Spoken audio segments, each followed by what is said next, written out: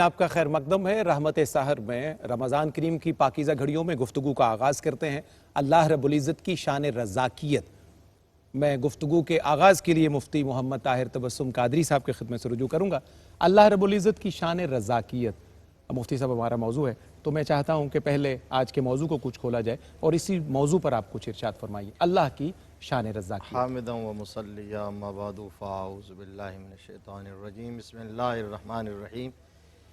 دیکھیے اللہ تبارک و تعالیٰ کی یہ ایسی شان ہے اور ایسی اس کی عظمت ہے اور ایسا اس کا خاصہ ہے جس کا تصور آتے ہی ایک دل کو اطمینان اور روح کو تسکین ملتی ہے اور بندہ اس اطمینان میں آ جاتا ہے کہ میرا رازق وہ ہے جو پوری کائنات کا خالق بھی ہے، مالک بھی ہے اور رازق بھی ہے۔ سبحان اللہ، سبحان اللہ۔ ایک حدیث شریف آقا علیہ السلام کا ارشاد عالی وہ میرے ذہن میں آ رہا تھا۔ بسم اللہ۔ آپ نے فرمایا کہ الناس کلہم عیال اللہ، بہت خوبصورت، کہ اللہ سارے جو لوگ ہیں یہ اللہ کا کنبہ ہے، درست۔ یہ اللہ کا قبیلہ ہے۔ تو آپ ذرا سوچئے کہ کوئی بھی عام آدمی بھی اپنے کنبے اور قبیلے کو کبھی بھوکا نہیں مرنے دیتا۔ اللہ اکبر۔ اللہ تبارک و تعالیٰ نے اسی لیے یہ تقسیم فرما دی ہے، فرمایا تمہاری تخلیق تلاش رزق کے لیے نہیں ہے، وَمَا خَلَقْتُ الْجِنَّ وَالْإِنسَ إِلَّا لِيَعْبُدُونَ، رزق ہمارے ذمہ کرم پر ہے۔ درست۔ قاری صاحب نے جو آیات تلاوت کی، وَمَا مِن دَابَّةٍ فِي الْأَرْضِ إِلَّا عَلَى اللَّهِ رِزْقُهَا، اللہ اکبر۔ صرف انسان نہیں، انسان تو اشرف المخلوقات ہے نا۔ اللہ فرماتا ہے کہ روئے زمین پر چلنے والی، رینگنے والی کوئی بھی مخلوق، ہر ذی روح جو ہے، فرمایا اس کا رزق اللہ نے اپنے ذمہ کرم پر لیا ہوا ہے۔ اور اگلے جو کلمات ہیں ان میں یہ ارشاد فرمایا وَيَعْلَمُ مُسْتَقَرَّهَا وَمُسْتَوْدَعَهَا، اللہ اکبر۔ فرمایا وہی تو ہے جو ہر ایک کا ٹھکانہ جانتا ہے اور ہر ایک کی صلاحیتیں اور ضرورتیں جانتا ہے۔ اس سے بڑھ کر اور کون ہے جو ہر مخلوق کو، ہر مخلوق کی ضرورت کو، ہر مخلوق کی طبیعت کے تقاضے کو اور اس کی نیچر کو جانتا ہو؟ یہ صرف اللہ ہی جانتا ہے۔ اور اللہ تبارک و تعالیٰ نے اسی لیے جہاں اپنی شان کا اظہار کیا ہے نا بار بار قرآن پاک میں، تو وہاں رزاق کہا۔ درست۔ یہ مبالغہ کا صیغہ ہے، ماشاءاللہ، ان اللہ هو الرزاق، وہ رازق ہی نہیں ہے، وہ رزاق ہے۔ اور رزاق وہی ہوتا ہے، ہم نے کل کی نشست میں بھی کہا تھا کہ جو بغیر استحقاق کے دیتا ہے اور تمنا سے زیادہ دیتا ہے، اور وہ یرزقہ من حیث لا یحتسب، ایسی جگہ سے رزق دیتا ہے جہاں سے بندے کا وہم و گمان بھی نہیں ہو۔ بہت خوبصورت مفتی صاحب۔ علامہ صاحب قبلہ، سب سے پہلے تو اپنی صحت کے بارے میں بتائیے کہ الحمدللہ آپ حضرات کی دعاؤں سے اللہ کریم آپ کو سلامتی بہتری کی رکھے، طرف آپ کی مائل قوا ہیں۔ کو طاقتور رکھے۔ الحمدللہ۔ گفتگو کا آغاز مفتی صاحب نے ہمیشہ کی طرح بڑی خوبصورتی سے فرما دیا۔ ہم اللہ رب العزت کی شان رزاقی کے اس انداز کو کیسے دیکھتے ہیں کہ جب وہ رزق دیتا ہے تو اس میں کوئی تفریق نہیں رکھتا، ماننے والوں میں اور نہ ماننے والوں میں، اور جب دیتا ہے تو بے حساب دیتا ہے؟ اس پر کیا کہیے؟ بے شک۔ بسم اللہ الرحمن الرحیم، الحمدللہ رب العالمین، والصلاة والسلام علی اشرف الانبیاء والمرسلین وعلی آلہ وصحبہ اجمعین۔ جب اس کا تعارف ہی یہ ہے الحمدللہ رب العالمین، تو وہ سارے عالمین کا رب ہے، ان کا پالنے والا ہے، ان کا پالنہار ہے، ان کو پروان چڑھانے والا ہے اور ان کی ربوبیت کرنے والا ہے۔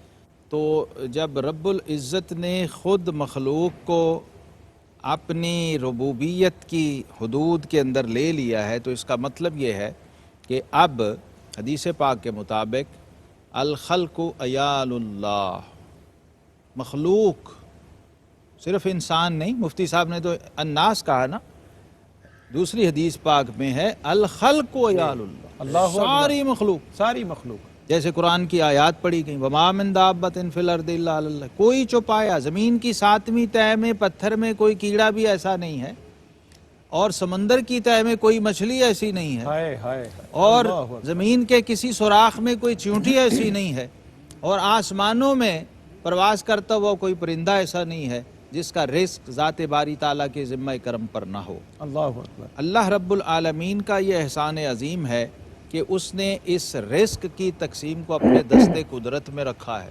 صحیح۔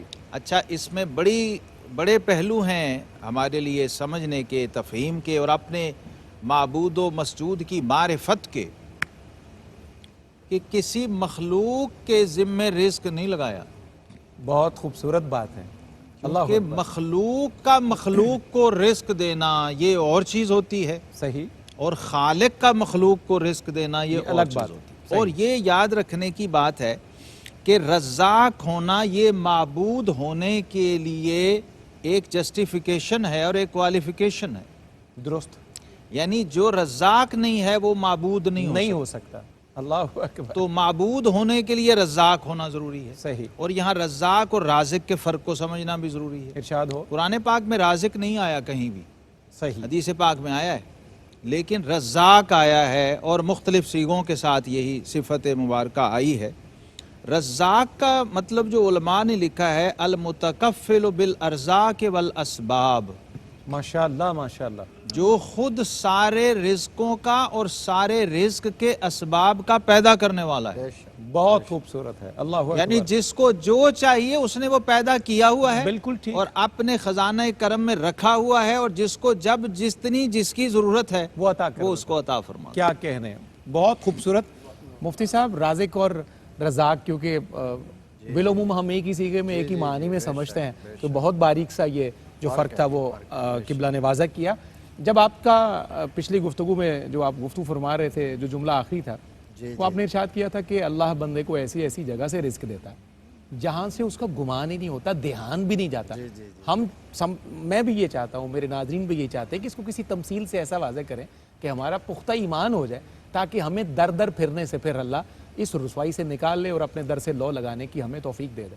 جی بے شک، اس میں یہ ہے کہ جو محنت کرنا، کمانا، کسب کرنا یہ ضروری ہے، یہ باعث اجر ہے، باعث ثواب ہے۔ اللہ تبارک و تعالیٰ کے پیارے محبوب صلی اللہ علیہ وسلم نے اسی لیے فرمایا الکاسب و حبیب اللہ، جو ہاتھ سے کماتا ہے وہ اللہ کا محبوب ہوتا ہے۔ اور انبیاء کرام، رسول اعظام علیہم الصلاۃ والسلام کو بھی یہ کہا گیا کہ آپ حلال رزق کھاؤ اور اس کی تلاش بھی کرو، یہ تو کہا گیا۔ لیکن یہ جو بات ہے نا کہ وہاں سے دیتا ہے جہاں سے گمان بھی نہیں ہوتا، الٹیمیٹ بندے کا جو ایمان ہے وہ اس بات پر پختہ ہونا چاہیے کہ مجھے جو رزق مل رہا یہ میرے کسب سے نہیں مل رہا، یہ میرے ہنر سے نہیں مل رہا، یہ میری صرف ایفرٹ یہ سے میرے نہیں مل رہا۔ ایفرٹ سے نہیں مل رہا، میرے فن سے نہیں مل رہا، میری کوشش سے، جستجو سے، جد و جہد سے نہیں مل رہا۔ رزق مل رہا ہے تو میرے رب کے فضل سے مل رہا ہے۔ اور اللہ تبارک و تعالیٰ نے رزق تو اسی وقت لکھ دیا تھا جب روح کو پھونکا تھا، جب بندے کے اندر روح ڈالی گئی، جب بچہ ماں کے شکم میں ہوتا ہے اور وہ 4 ماہ کے بعد روح پھونکی جاتی ہے، تو اس وقت اس کی عمر بھی لکھی جاتی ہے، اس کا رزق بھی لکھا جاتا ہے، اللہ اکبر۔ اور رزق جتنا ملنا ہوتا ہے وہ لکھا جاتا ہے، جہاں سے ملنا ہوتا ہے وہ لکھا جاتا ہے، اللہ اکبر۔ وہ ذریعہ بھی لکھا جاتا ہے۔ اسی لیے تو کہا جاتا ہے یہ جملہ کتنا حسین جملہ ہے اور کتنا جامع جملہ ہے کہ قسمت سے زیادہ نہیں ملتا اور وقت سے پہلے نہیں ملتا۔ اللہ قسمت سے زیادہ نہیں ملتا اور وقت سے پہلے نہیں ملتا۔ لیکن مفتی صاحب ایک کاش اس پر ہمارا ایمان بھی تو ایمان، یہی ایمان کی بات ہی، سارا دار و مدار ہی اسی ایمان پر، اور جن کا ایمان کامل ہوتا ہے ان کے ساتھ رویے بھی ایسے ہوتے ہیں کہ وہ سوچا بھی نہیں ہوتا انہوں نے، ایسی جگہ سے رزق آتا ہے اور اللہ تبارک و تعالیٰ یہ دکھلاتا ہے۔ بندہ تھک ہار کے جہاں سرنڈر کر جاتا ہے پھر وہ اپنے بندے بھجواتا ہے، اور غیب سے لوگ آتے ہیں۔ ہمارے جامعہ نظامیہ میں ہم پڑھتے تھے، تنخواہوں کا اس وقت کوئی سورس نہیں تھا، مفتی صاحب نے کہہ دیا اساتذہ کو کہ اس دفعہ تنخواہیں نہیں ملیں گی، تو ایک بندہ آیا اور اس نے چیک کاٹ کے دیا، نہ وہ کسی کو آتا ہوا نظر آیا تھا، نہ کسی کو جاتا ہوا نظر آیا، لوگوں نے صرف گیٹ تک نظر آیا۔ پوچھا جب کہ یہ تھا کون، کہا جس کے آگے میں نے فریاد کی تھی یہ اسی نے بھجوایا تھا۔ اللہ اکبر کبیرہ۔